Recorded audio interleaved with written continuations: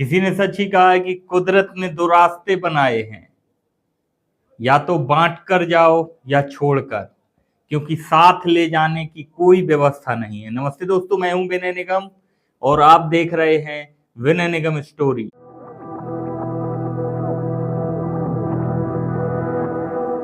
एक छोटी सी कहानी सुनाता हूं एक भक्त की, जिसके अंदर अहम आ गया था, घमंड आ गया था, अभिमान आ गया था कि मेरे जैसा भक्त कोई नहीं है हनुमान जी का।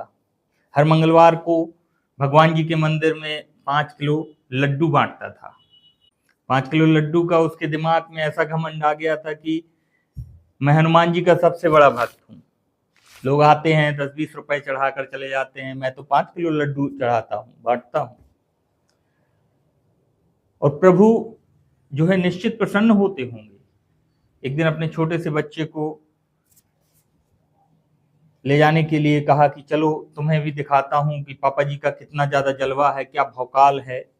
वहां लोग जानने भी लगे थे उसे, और कि ये भैया आते हैं और फ्री में इतना सारा प्रसाद चढ़ाते हैं।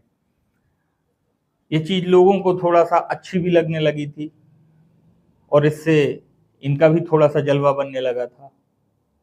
बच्चे को लेकर जैसे ही मंदिर में आए, जैसे ही गया वो, तो लोग देखकर जय श्री राम नमस्कार करने लगे, अभिवादन कर रहे थे। उसे और बच्चे को ये चीज बहुत अच्छी लगी, मतलब उसे अच्छा लगा और उसने सोचा कि चलो मेरे बच्चे पर अच्छा इंप्रेशन पड़ रहा है। आरती पूजा खत्म हुई, उन्होंने प्रसाद बांटना शुरू किया, लोगों ने जयकारे लगाए, लोगों ने आकर नमस्कार किया और धन्यवाद दिया। उसके बाद जब ये मंदिर की सीढ़ियों से उतरने लगा, तो मंदिर के सामने वाली गली थी जो, उसमें मेला सा लगा हुआ था। दुकान लगी जाती हैं जनरली, अपन देखते हैं कि मंदिर के सामने दरवाजे में छोटी छोटी दुकानें लग जाती हैं, कोई पानी बतासे वाली, कोई गुब्बारे वाली, कोई प्रसाद वाली, वगैरह वगैरह काफी दुकानें लग जाती। तो इसी प्रकार से लगी थी वहां पर। तो वहां एक गुब्बारे वाला भी खड़ा था, जो देखने में लग रहा था कि ये बच्चों को गुब्बारे जो है बांट रहा है या दे रहा है, बेच रहा है, जो भी है। उसके पास काफी बच्चों की भीड़ लगी थी। तो जैसे ही भक्त के बच्चे ने यह देखा कि यहाँ गुब्बारे वाला खड़ा है, तो चिल्लाने लगा, मुझे भी गुब्बारे चाहिए, मुझे भी गुब्बारे चाहिए। अब ये आदमी तो घमंड में था, इसका जो दिमाग है वो 7वें आसमान में था। इसने अपने बच्चे को जोर से एक थप्पड़ मार दिया और बोला, नहीं चाहिए गुब्बारे, गंदी बात। तो बच्चा रोने लगा, जिद करने लगा और वहीं सड़क पर बिगड़ गया। कह रहा था मैं जाऊंगा ही नहीं घर। तो ये आदमी उसे खींच पकड़ कर और जो है ले जाने लगा था। तभी एक गुब्बारे वाला एक प्यारा सा गुब्बारा लिए हुए बच्चे की ओर आया और बच्चे के हाथ में जाकर उसने गुब्बारा दे दिया। जब इस भक्त ने देखा कि एक गुब्बारे वाला आकर के बच्चे को गुब्बारा दे रहा है, तो वह भक्त उस गुब्बारे वाले के ऊपर बड़ा गुस्सा होने लगा, बुरा भला कहने लगा कि तुम बदतमीज किस्म के इंसान हो, तुम लोगों ने ही बच्चों को बिगाड़ के रखा है। तुमने देखा कि बच्चा रो रहा है तो आकर बच्चे को एक गुब्बारा टिका दिया, ताकि सामने वाले की जेब से तुम पैसा मिल सके तुम्हें। सुनाता चला गया गुब्बारे वाले को, क्योंकि दिमाग में तो अहम भरा हुआ था, गुस्सा भरा हुआ था, मतलब अहंकार भरा हुआ था। सुनाता चला जा रहा था गुब्बारे वाले को। तभी उस गुब्बारे वाले ने कहा, जो कहा वही कहानी का सार है। गुब्बारे वाले ने कहा, भाई साहब, मैं यहाँ गुब्बारे बेचने नहीं आता हूँ, गुब्बारे बांटने आता हूँ। क्योंकि मैंने किसी महात्मा के प्रवचनों में सुना था कि बच्चों में भगवान होते हैं, बच्चे भगवान का रूप होते हैं। तो मैंने सोचा कि बच्चों के दर्शन तो मंगलवार मंदिर में मिल ही जाते हैं, बहुत सारे भक्त अपने बच्चों को लेकर यहाँ आते हैं, तो क्यों ना बच्चों के चेहरे पर मुस्कान लाई जाए। तब मैंने ये प्रण किया कि हर मंगलवार को शाम को मैं गुब्बारे बांटूंगा, बेचूंगा नहीं। और मैं 100 गुब्बारे लेकर आता हूँ।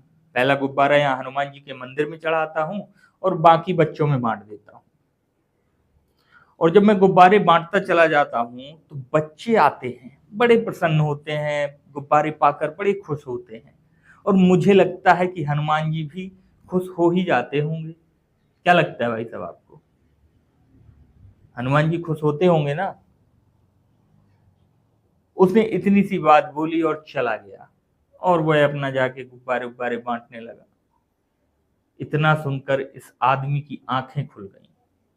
इसे समझ आने लगा कि मैं जो 5 किलो लड्डू का अभिमान कर रहा था, अपने आप को बड़ा सुपर हीरो मान रहा था, इसकी भक्ति कुछ नहीं है।